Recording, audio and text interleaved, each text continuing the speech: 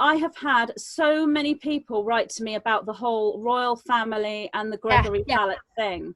And, you know, I've been asked this question.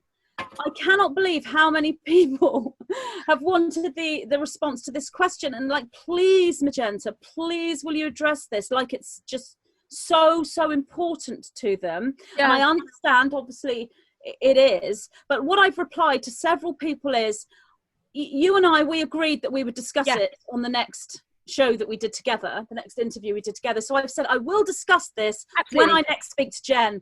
So that's what I've told loads of people. So they're waiting for our interview. They are.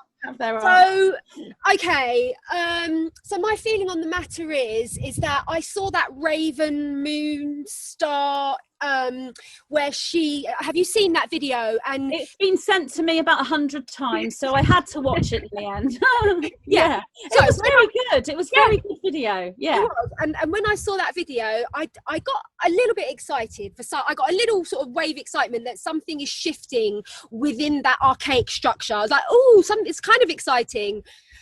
And then I kind of reached out to Greg and you did? I did.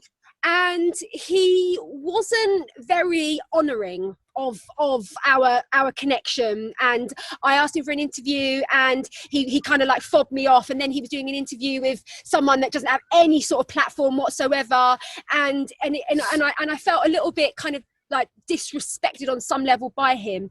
I then went and looked a little bit further into the situation, and I saw a video by his mother and his sisters, and they were saying they absolutely debunked it, and they were like, he's not well, this is not true, and it doesn't make any sense, because if Greg was the next in line and was a descendant of Anne Boleyn, who's connected to the Merovingian Christ bloodline, what about his older brother?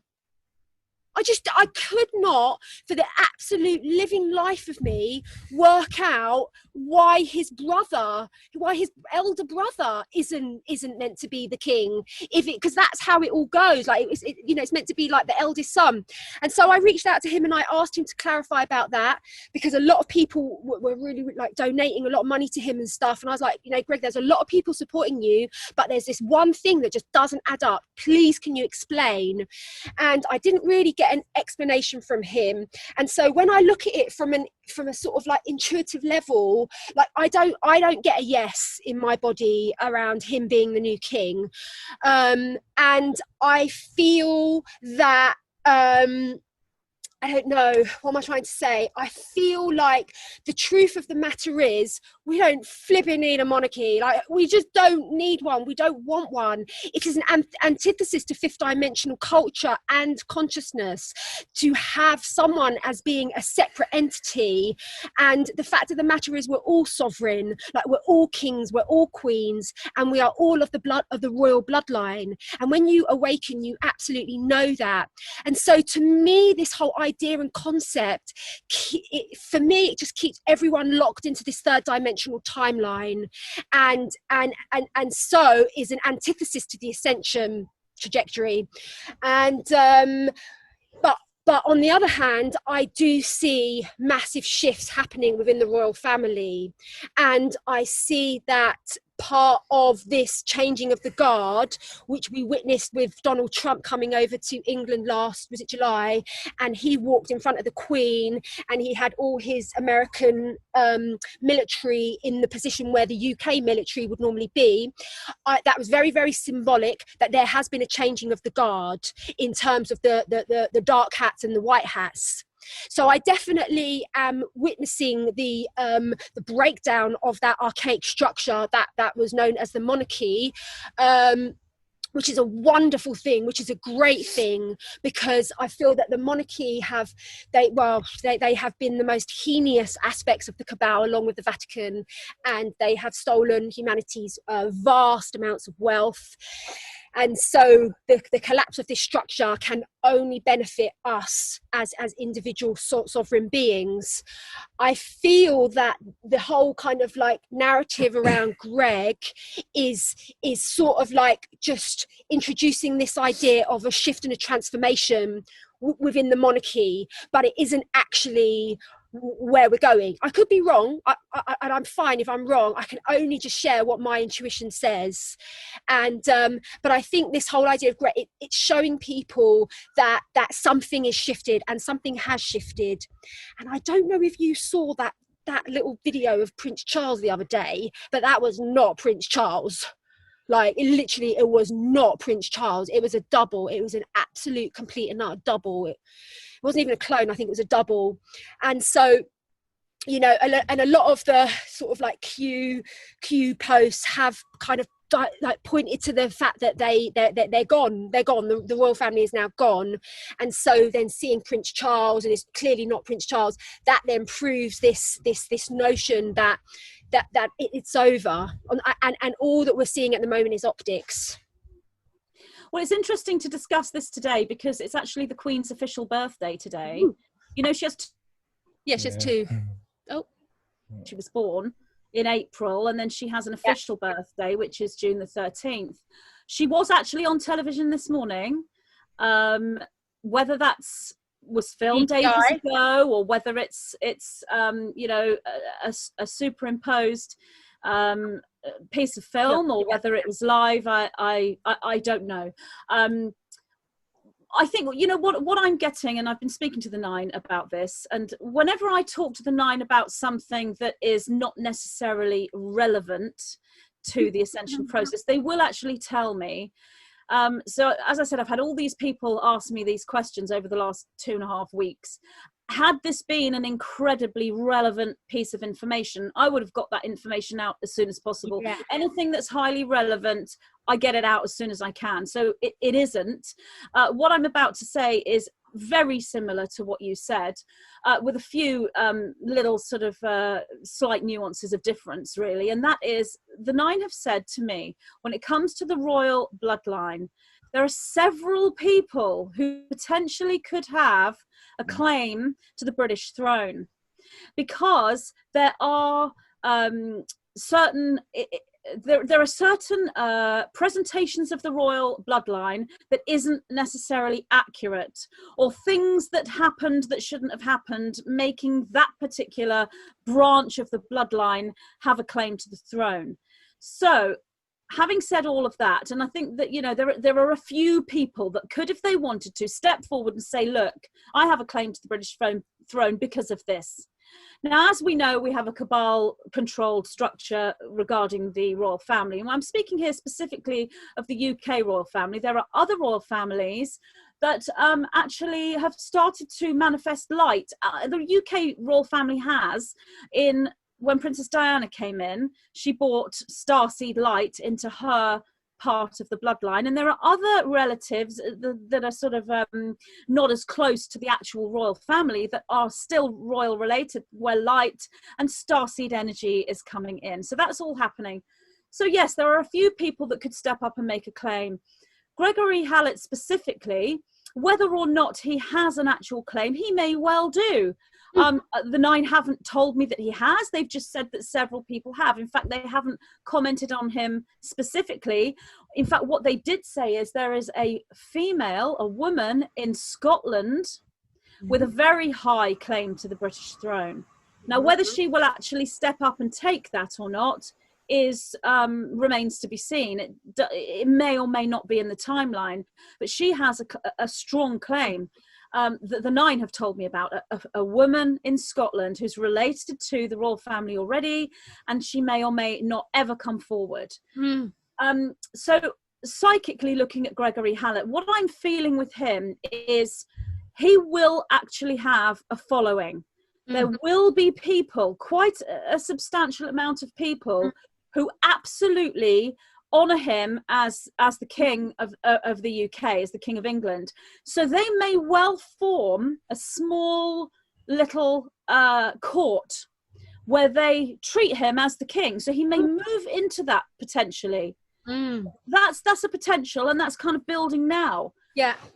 Do I see him actually taking the British throne? I have to say, I'm not seeing that in the timelines at all. But there is definitely the potential for this court this smaller court that may have some influence somewhere, but it's a small section. It isn't the actual British throne that I'm seeing. And like you, I could be wrong, but I don't see it in the timelines. Then the 9 came in to tell me basically everything that you have said. In the New Earth reality, there is no hierarchical structure where you have a royal family and you have subjects. That's not how the organic reality works. That's not New Earth, and that's not the 5th dimension. The royal individuals are those who hold the royal code, which is an indigo code. It has other colors to it, but it is a warrior spirit. It is a psychic code. It is a code that gives you the ability to radiate your DNA frequency for others to catch. So it's an activation code, and it's a code of service. You are, as a royal, you are in service to the whole. You put the whole not above you, but as you, as equal to you. Yes. And so in the 5th dimension, that is the code that everyone holds in the 5th dimension, because it's a unity structure. So everyone is royal in the New Earth. We're all princes, princesses, queens, kings, whatever. You choose your royal form. So there won't be, that doesn't mean that in the interim period from now until New Earth is established, we have this interim 4th dimensional dark night to the soul journey to go through. In that interim period, there may well be a challenge to the British throne. As long as the Cabal is in power, I can't see that challenge being taken seriously. But when it comes to the royal family themselves, there is a definite change already and a restructuring. Something has occurred. There's some kind of legality, some kind of treaty, some kind of agreements being made behind the scenes. And the Queen herself has, I feel her energetic is stepped back from where it was. So she was stepped, I am the Queen of, you know, the UK, I'm the Queen of England. And she was fitting into that slot. And now she's taken a few steps back. Yeah. Like, it looks as though she's possibly stepping back and maybe abdicating so that Charles can come forward. It may be that she has removed herself from the royal public domain, and that she's gone elsewhere, either to a different place of residence, or possibly underground or off planet even. It may even be that she's removed from the physical dimension, and what we saw on television this morning was filmed ages ago. I mean, the 9 will say to me, it's irrelevant, you know, what that actually means. What is relevant is the shifting and the changing and the reconstructing of the royal family, which is everything you said, which is absolutely beginning to happen and will absolutely begin to happen as the Cabal structure falls. So that's basically what they told me. And the one thing that seems to be more significant is this Scottish female who potentially has quite a strong claim and would potentially, if she were to step forward, maybe her claim would be taken very seriously. However, my feeling is, tuning on this person as best as I can, which is only a very, very light awareness because she wishes to remain totally private, my guess is that she's not going to step forward. But she may. I mean, I'm aware of her, but there are others too. There's more. There's quite a few. I mean, when I say quite a few, I don't mean hundreds. We are looking at maybe, you know, a dozen or sort of half a dozen of people who have a claim. But yeah, Gregory Hallett, I'm definitely seeing a little court structure, and there may be things that he can do, and that is a positively polarized structure. It's not Cabal, it's not negative, it's not nefarious, so it isn't harmful. And, you know, do I honor him as a person and what he wants to do? Absolutely. I honor everybody who's not Cabal and who's working for the positive vibration and for the New Earth. So it may be that Gregory Hallett has a place in the New Earth, but when it comes to the royals in that new structure, that's everybody in the 5th dimension. They all hold the royal code. Absolutely. And maybe Gregory sort of like stepping in is awakening many people to their sovereignty. And like, hold on a minute, like, who are you? We don't need that. Like, we're all sovereign. We don't, like, it didn't work. Look what that has created. This idea of separation and monarchy has created such an unfair society where we've all been really treated horrendously, and maybe it's just awakening like a new wave of people to their sovereignty, which can only be a brilliantly wonderful thing. And I agree with you. It definitely does not seem nefarious. It just seems it just seems there's holes in the story. And because I'm such a highly intuitive person, you just can't pull the wool over my eyes. And so I'm very, very attuned to the places where there's gaps in the narrative, where a lot of people, they sort of like go along with it, go, yeah, woohoo, end of the monarchy, woohoo, let's get Greg in, woohoo. Like and that's all they sort of see. Like, they just go along with that momentum and that excitement of, that, oh wow, it's going to change. But I'm just like, it's not adding up. But so I'm laughing at Liam laughing. He's making me laugh. I agree with you completely. Yes, I do. I do agree with you. You've got such a smile. It's funny. You're sat there behind her laughing. It's funny. I agree. I agree with what you're saying. And I think also what this may be doing is giving people hope that something is different than the actual royal structure that we have. Yeah. But I think sometimes people have the tendency to latch on to anything that's different, which is a good thing because we want change. Yeah. But yes, Gregory Hallett himself, there's nothing nefarious there. There's no cabal infiltration. It's all genuine. And I think that he truly, believes that he has a claim. Yeah. He may well have a claim. He may well have a claim. But there's a few that do. There's not just him. There are others that could step forward as well. And the whole story is interesting, and it may be relevant for some people. It may be that you become part of that little court, and together you all do something really massive to help the whole movement. Yeah. It's not necessarily about him being the king, but it may be about the group that he creates of the followers that he has. Together they join with the whole Starseed light worker movement. That's more what I'm seeing, and everyone in that movement is welcome, regardless of what their agenda is personally. They're still on the positively polarized side.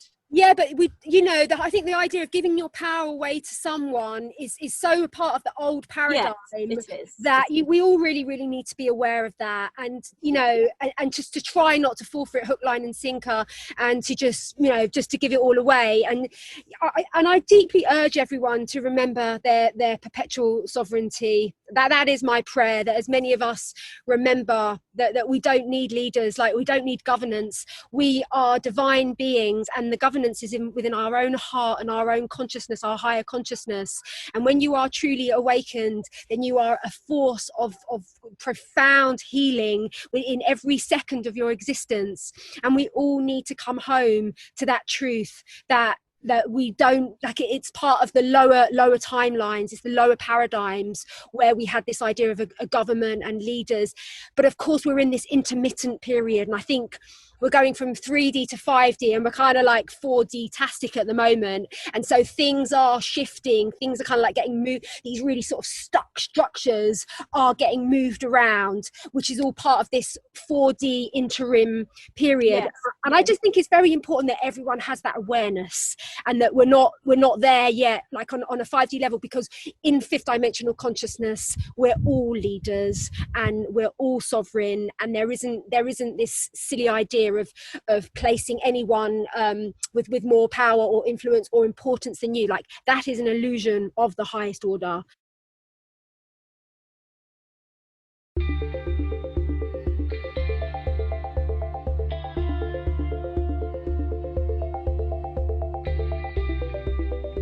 What is karma? Are there ways we can balance this and become karma-free? Is there a particular nutritional plan we should follow for ascension? Do we increase our karmic balance by eating certain foods? How can we utilize sex magic to work with karma and move through ascension?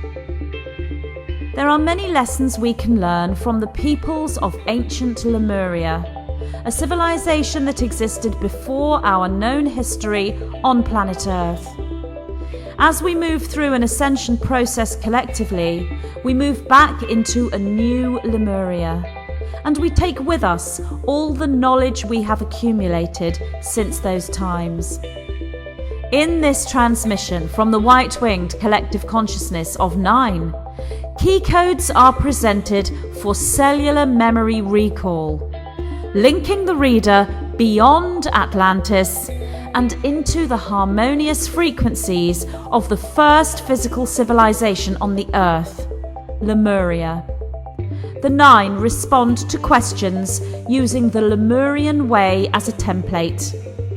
Key-coded responses trigger activations within the reader as they receive the wisdom codes, standing as rainbow warriors of Gaia, moving into abundance, alchemy, and Stargate ascension. This transmission is dear to my heart, and I'm so very pleased to announce my new book, Lessons from a Living Lemuria,